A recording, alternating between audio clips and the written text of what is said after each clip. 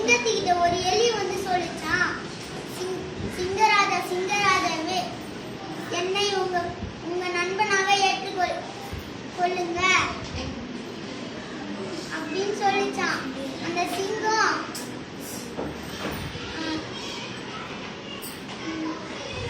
உன்னை எப்படி நான் நண்பனா ஏற்றுக்கொள்ளது?